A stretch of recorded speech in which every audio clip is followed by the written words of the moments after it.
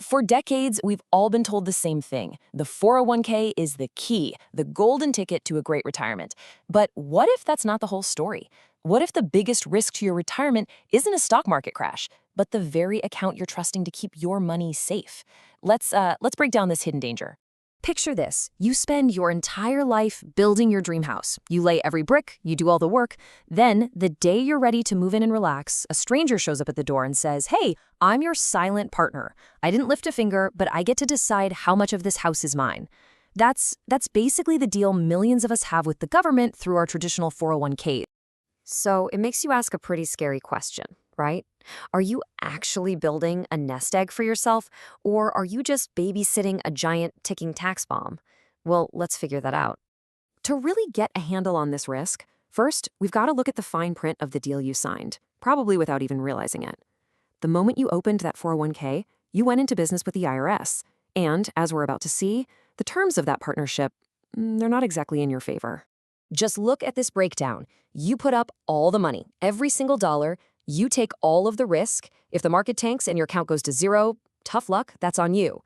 But if it grows, then your silent partner, the IRS, gets to tax the entire final amount, the whole harvest, at whatever tax rate they decide on, maybe 20, 30, 40 years from now. You're basically signing a blank check and hoping for the best. So this lopsided partnership brings us to the real problem, the tax bomb itself.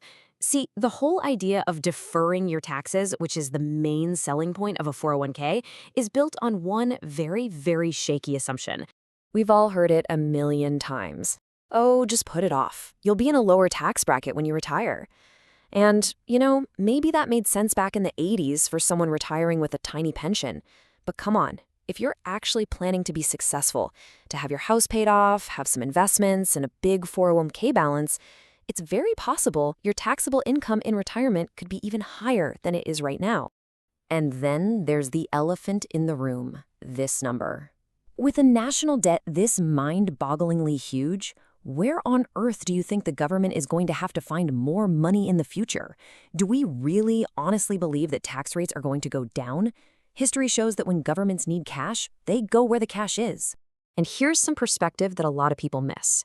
We're actually living in a period of historically low tax rates. I mean, look at this. The top rate was over 90% in the 1950s. So banking on rates staying this low forever, that is a massive gamble.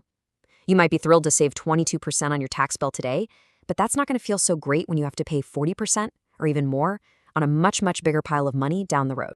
So you take a big 401k balance and you combine it with the very real possibility of higher taxes in the future, and what you get is a really dangerous situation in retirement. It's called the tax torpedo. It's this quiet, nasty chain reaction that can absolutely sink your financial plans. So here's how it goes off. First, once you hit retirement age, the IRS forces your hand. You have to start taking out what are called required minimum distributions, or RMDs. You have to take this money and pay tax on it, whether you need it or not. Second, that new income can suddenly make up to 85% of your Social Security benefits taxable too. And the final blow? This new higher income can trigger massive surcharges on your Medicare premiums. All of a sudden, every dollar you pull out of that tax-deferred account is costing you in ways you never, ever expected. Okay, that was all the bad news, I promise. The good news is you can absolutely defuse this bomb. You just have to start thinking about taxes in a totally different way. Honestly, it all boils down to this one simple question. A traditional 401k makes you pay tax on the final harvest when your money has grown into this huge amount.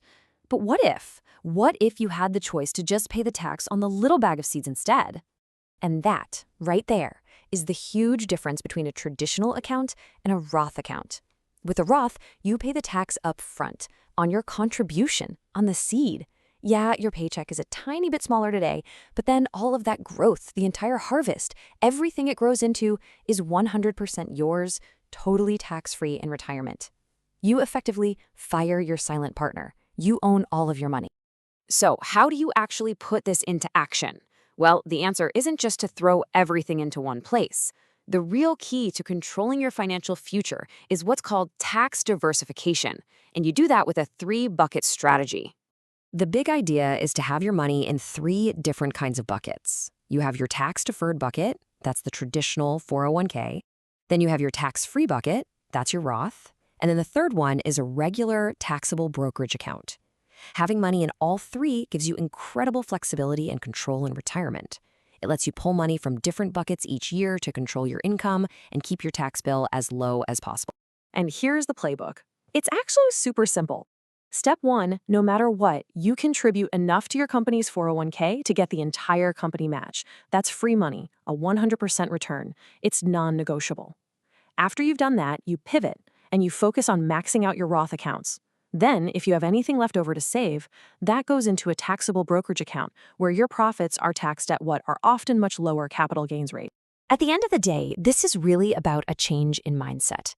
It's about going from being a passive saver to being the active architect of your own retirement. It's about ending that one-sided partnership for good.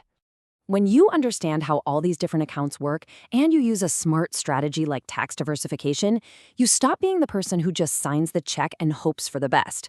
You become the partner who actually dictates the terms of your own financial freedom. So I guess the question you have to ask yourself is this. When you finally cross that finish line, after a whole lifetime of hard work and saving, who do you want holding the deed to your financial house? Is it going to be you or your silent partner? The choice is completely yours.